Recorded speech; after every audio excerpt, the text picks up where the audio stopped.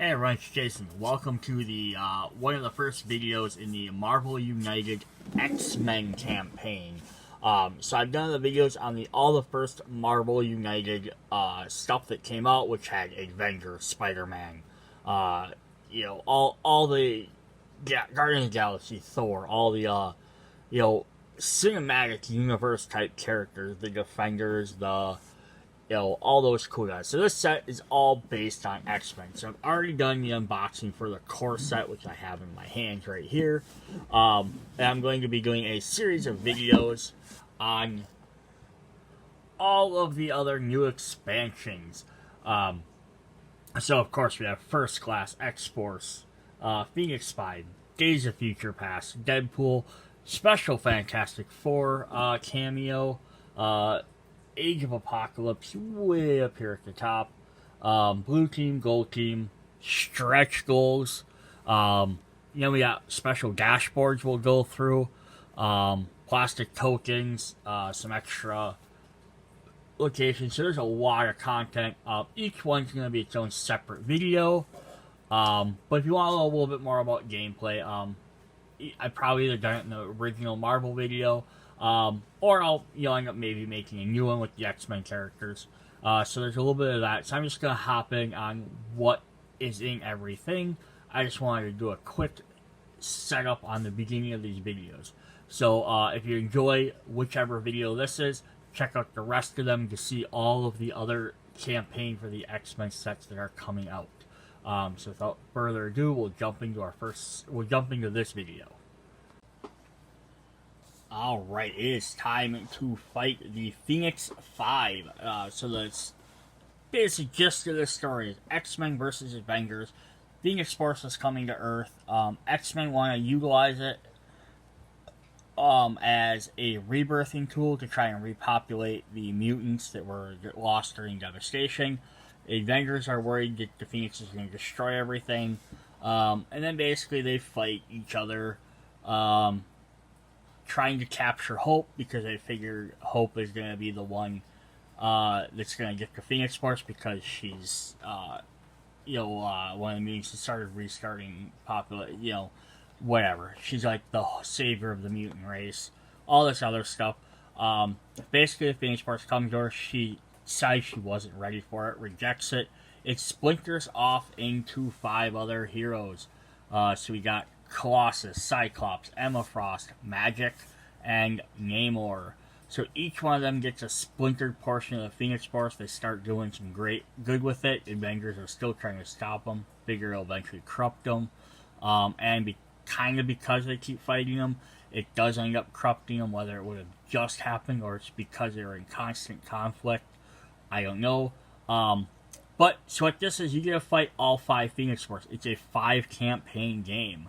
So it's like a giant boss mode. And what you do is, as you beat each one, the Phoenix Force is in the comic books. Eventually, each member eventually falls in battle, and when they do fall, the Phoenix leaves them, goes to the remaining members. So each one gets stronger until eventually it's just Cyclops wielding the full Phoenix Force. And that's basically how this game is played. It's really interesting. So we do get Hope as a hero to play as, which is fun. So in this mode, first thing we're going to do is we're going to swap out the Thugs card for this Train Hope card. So you can still beat Thugs, of course, but your goal isn't to try and beat up common criminals. So Train Hope to deal with the Phoenix Force. You have to place a move and an attack counter at the same time. Once you place 3 sets of them, you get that unlocked. So that's a different challenge that we can do. And you could add that essentially to any game. You could replace anything if you wanted to.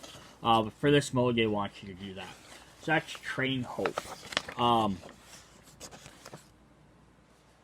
Then the way the rest of the mode works is you take the villain card, and you fight one villain. And then as you beat them, you get add effects from every other villain to them. They gain health based on every other member you fought.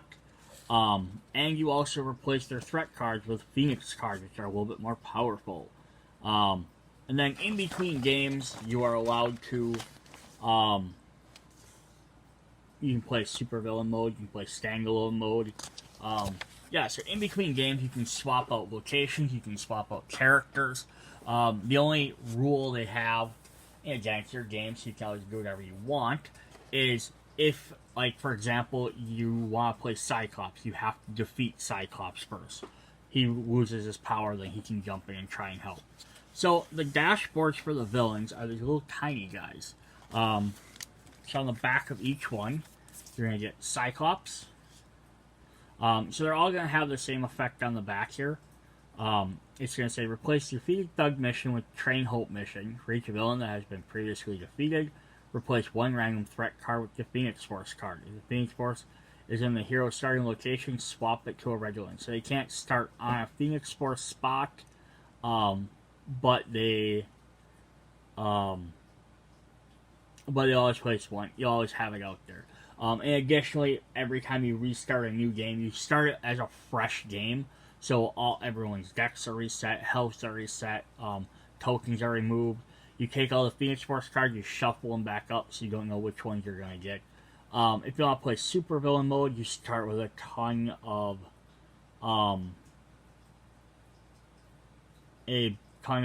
counters, wild cards. So we have Cyclops, we have Emma Frost, Colossus, his sister Magic, and Neymar. So we're going to look at Neymar's first. Look at his villain card. So Neymar starts with 4 health, regardless of which player you're playing as. It looks like each character also starts with 4 health, so that's the same for everyone. But then as you beat villains, so if he's the first guy, he has 4 health. If he's the second guy, then he has 5 health. Third guy you're fighting, he has 6 health, so on and so forth. And his special rule is locations with any crisis tokens lose their end of turn effect. When a hero is KO'd, the villain doesn't activate their BAM. Instead, draw a master plan card at face down to the storyline. In overflow of 1 or more tokens, discard all civilians from the location, add a crisis token there. And then his BAM effect is deal 1 damage to a hero in a villain's location. So then, up next, we're going to look at Magic. Her special rule is KO'd heroes are banished from the game. Discard any action tokens, replace them with a new hero. Banished heroes may be used in a subsequent game. When a hero is KO'd, the villain doesn't activate their BAM. Instead, draw a master plan, add to face down. And they keep doing this because these BAM effects increase, so they don't want to have it happening too much. Overflow, but token can't be added. Deal 1 damage to each hero there. And she also says a villainous plot. The heroes lose if 4 are KO'd. So now, if we were playing Neymar first and we beat him, and then we selected Magic. So what you're going to do is set it like this, and now, if a BAM effect happens, we have deal 1 damage to a hero in each villain's location, and 1 damage to each hero in the villain's location.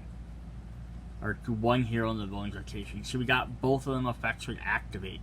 And then as you defeat more and more of the Phoenix 5, they get more powerful because they gain more health, they gain more BAM abilities that are going to activate, and they also gain the Phoenix threat cards, which are a little bit more powerful than theirs, or at least different. So we have Colossus. When a hero is KO'd, the villain doesn't activate their BAM. Instead, add a plot to the storyline, or master plan. In Overflow, if tokens can't be added, draw another master plan, add it face down. So he's not terrible. What he does, these guys don't have a ton of special rules because they're just kind of like raw power. But his BAM says, until the next villain's turn, ignore the first damage received in each hero's turn. Yeah, so that could definitely make it hard to beat him, especially when you hit with the other BAMs. Then we have Emma Frost. Heroes with any crisis tokens at the beginning of their turn must play their hero cards randomly, then discard all their crisis. So that's going to be a common theme with Emma Frost and sets. When a hero is KO'd, the villain doesn't activate BAM, instead draws a master plan and adds it face down. And Overflow. Tokens can't be added. Give each hero in that location a crisis token. Her BAM is give a crisis token to each hero in the villain layer and add one hero in each adjacent one. See special rules. That's probably in the book, and I'm not going to jump into that right now. And then Cyclops. Hero is KO'd, doesn't activate BAM, same thing. Overflow, can't be added. Cyclops gains 1 health, may go above his starting value. And his BAM, deal 1 damage to each hero in both locations adjacent to the villain. So I mean, you start adding up all them effects, and if you get the last guy, deal 1 damage to each hero in both locations adjacent to the villain, 1 damage to 1 hero in the villain's location, 1 damage to each hero in the villain's location. So you're going to hit everyone in the villain's location for 1 damage, plus 1 of them twice, everyone next to them at least once, crisis token to each hero in the villain's lair and each hero in the adjacent one, so everyone's getting a crisis token, and you also get to absorb 1 damage. So 5 BAMs for the final one is going to be hefty. But yeah, that's kind of a neat idea. If you want to play villain mode, there's certain other little things you can do. It has on the back what to do on those. If you want to play a solo mode, so if you only want to fight just Cyclops, he does have a deck of cards, but what they tell you to do is to kind of make up for their low health and everything, is you draw 2 other random cards and you just give them 2 other extra BAM abilities. So that's how you play a solo mode against them. Alright, so now let's look at these cards. So we'll start with the bottom. We started with Neymar. We'll go with Neymar again. Here is his miniature. This awesome tidal wave. Sorry about my bandaged fingers. Yeah, so they got this cool Phoenix armor, and I dropped him. Yeah, he's standing at that wave is really neat. He got a spear. Not that he probably needs it. Alright, so there's his picture. So they get these red and black costumes with his gold armor. And each one has a little bit different armor on, just based on what they look like. So let's see what Neymar does. So again, we're going to get the beginning cards are all kind of a little generic-y blah, because they're just playing stuff, getting some BAMs, playing some counters. But he's gonna have a lot of civilians. It looks like, it's like only civilians, so he's not even gonna worry about playing thugs. But maybe they're all gonna do it because thugs aren't really a big deal for this set. So now he has 2 copies of Flood. Discard all civilians from Neymar's location and place a 1 crisis token there. So that can cause some issues. And then he has a bunch of Imperialist Rex. So he gets 4 copies of this. 2 copies move him clockwise. And 2 copies will move him counterclockwise to the location with any hero. So that's what he always shouts when he's getting ready to attack. So it says, deal 1 damage for each Imperious Rex Master Plan card in the storyline to 1 hero in his location, and he's going to move to the location with any hero.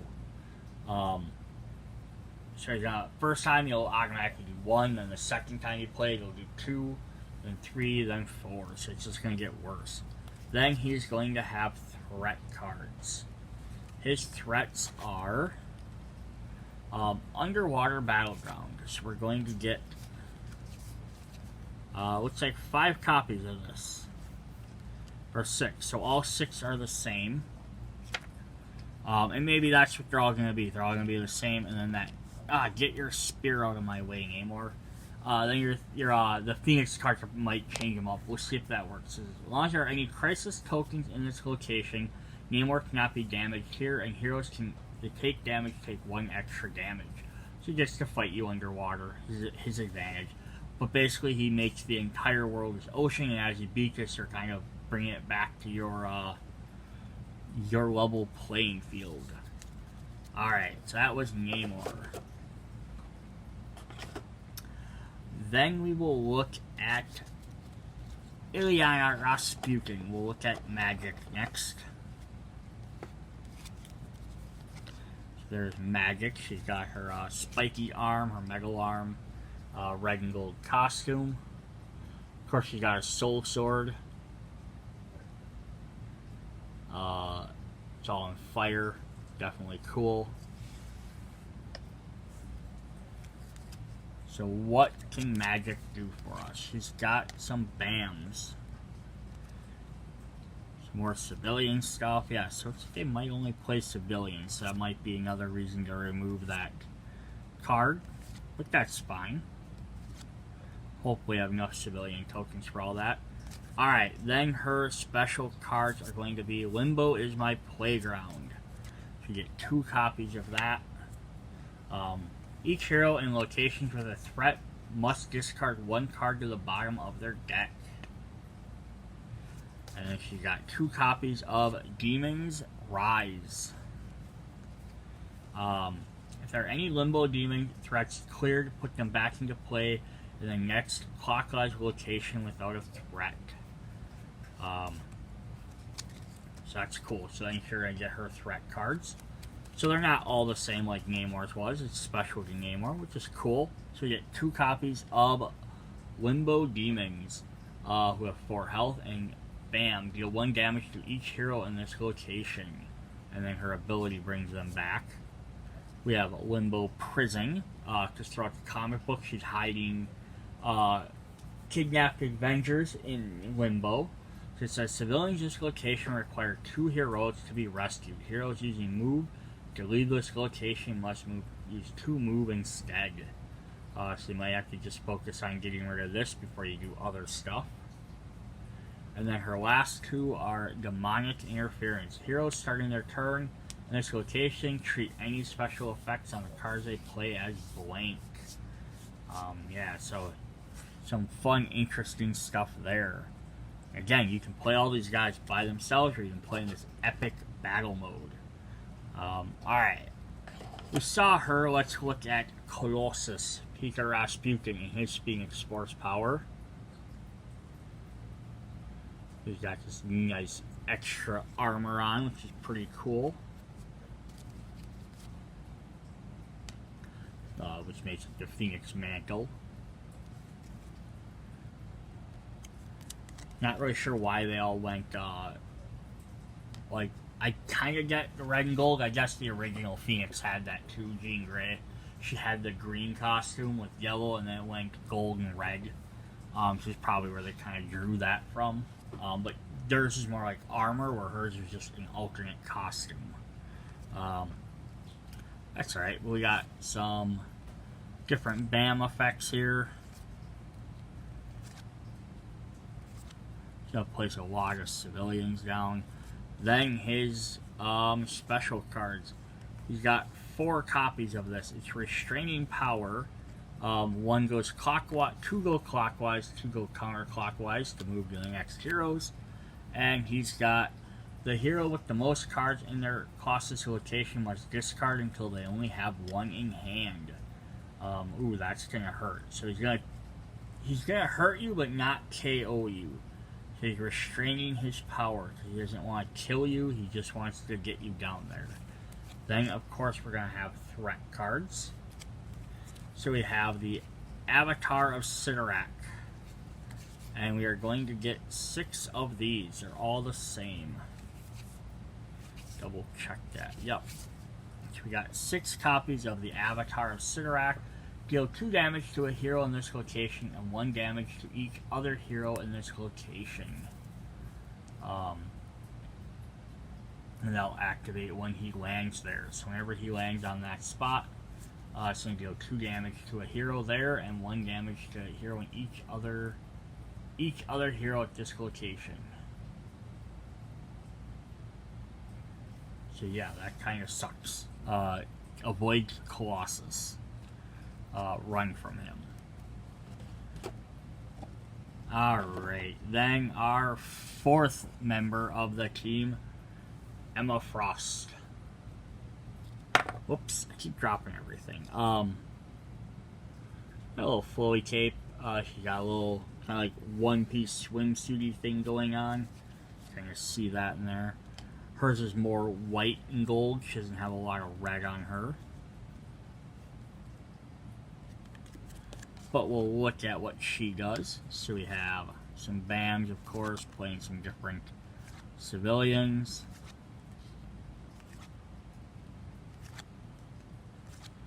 And her powers. She has 2 copies of I Know Your Sins. Each hero removes the top card of their hero deck from the current game. Oh boy, that sucks. Using her telepathy. Yeah. She just remove it from the game, so you don't even get it. Then she has 2 copies of Hunger for Power. Emma Frost gains 1 health for each threat in play in her adjacent location, and her adjacent locations may go above her starting value.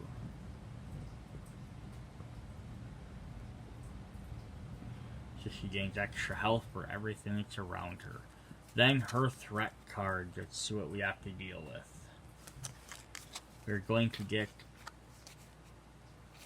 4 copies of Altering Perceptions, but each one's a little different. Heroes starting their turn at this location cannot perform wild actions. You gotta play one of each of the 3. Then we have cannot perform move actions, which costs 2 heroic in an attack. Move cannot perform heroic, we got 1 move and 2 attack. And cannot perform attack, and it costs 1 move and 2 heroic. Then we have enhanced telepathic powers. Heroes ending their turn at this location take 1 crisis token. And finally, psionic blasts. Before drawing their card for this turn, heroes starting their turn at this location must discard cards until they have only 1 in hand. These guys are really brutal. With all this discarding down to 1 card stuff. Alright, our final member of the Phoenix 5 is Cyclops, Scott Summers. He kind of gets this cool, like, visor, which is really neat. We'll see a little bit better in the artwork. Just like a beak-like visor, just kind of neat, and he's got like a lot more red than the other guys, which is really interesting. So let's see what Cyclops does. Just a bam.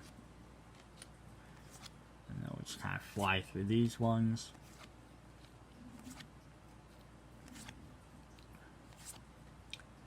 And then he has 2 copies of Only the Guilty Run Away. Deal 1 damage to each hero not in Cyclops' location. Each hero in the location opposite of Cyclops takes 2 damage instead.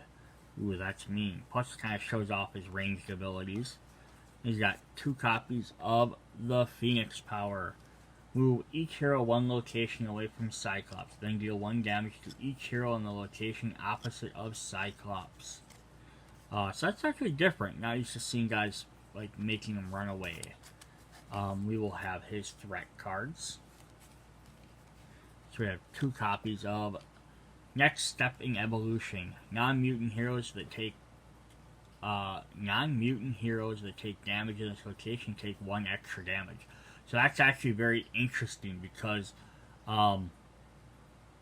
if you're playing like Avengers versus X-Men, you can decide who's you have non-mutant damages. But there's nothing on a card that states if someone's a mutant or not. So there's a couple characters, even in the X-Men section, you could argue for or against. Someone like, technically, some people like Longshot and Shatterstar. I don't know if they're actually mutants. That could be up for debate. But yeah, there's some interesting stuff there. Cool. So that's a different thing I've never seen before. So we have 2 copies of Building a Better World. Add civilians to this location and to both adjacent locations. And then 2 copies of No Mercy for Traitors. Mutant heroes, if they take damage in this rotation, take 1 extra damage. So that's, yeah, interesting, the whole mutant thing. There's nothing that specifies that. But definitely cool. Alright, then our final card, our final villains are going to be the Phoenix Force threats. So these will slowly replace them. It looks like all 5 are the same, or all 6 are the same.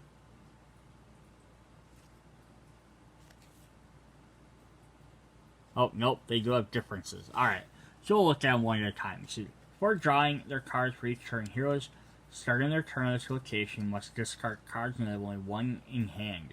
Only wilds can be used to clear this threat.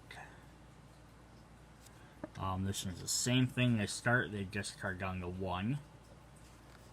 Looks like, okay, then we have 2 copies of this one. You'd say, treat all special effects on their cards blank this turn. And we have 2 copies of ignore 1 action symbol at the bottom of a hero cards. So yeah, so 3 different ones you can get, and then you just add these and they replace their other cards, which might negate some of their other abilities that are really difficult or a pain to do. But these are also going to be, because they require wilds, going to be a lot harder to get rid of. Alright, then our final thing will be Hope Summers. Cable's rescued daughter, she raised her in the future. They came back in time finally. Her ability is kind of like a power copy. She can copy powers of any mutant around her and then use it. She can also amplify powers around her. Kickstart mutant genes. She's kind of like a Swiss Army knife of mutants. So there is her picture. Alright, so she's going to get a movement. And they're showing her using Cyclops ability, movement and attack, heroic, move attack, move heroic, heroic attack, wild, double wild, and her card, she's going to get 3 copies of Embracing Destiny.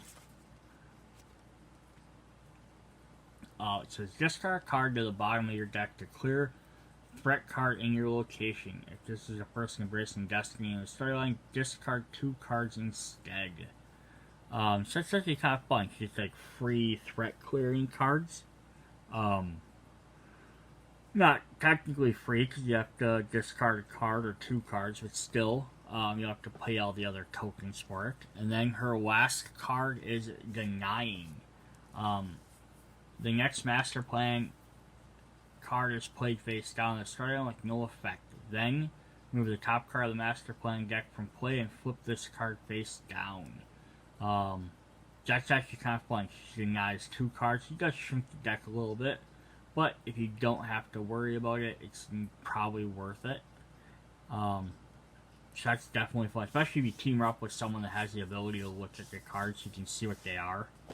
But yeah, she has some interesting little abilities.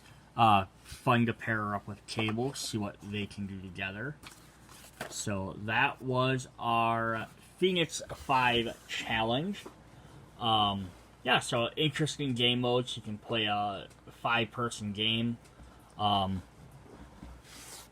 Plus the Train Hope would be kind of an interesting thing to like swap out for one of the other things if you wanted to. Just as a different challenge. The unique ability, I do like this idea of this, where it's the mode where you play against all 5, but they also have the, and you can go in different orders, plus also the ability you can potentially play each one by itself with a little, twist on it, where you have to use some of the other special cards, versus some of the other bigger modes like the Apocalypse one, for example, where you can't fight the Horsemen by themselves. You can only fight them either as a group or you can fight Apocalypse. Same thing with Scarlet Witch, Quicksilver in the first class. you can fight them together as a combo. It'd be neat if they also made a way to fight them as separate characters. But that's alright. So this is definitely an interesting little mode. Just to change the game up a bit. Alright, see you guys later. Bye.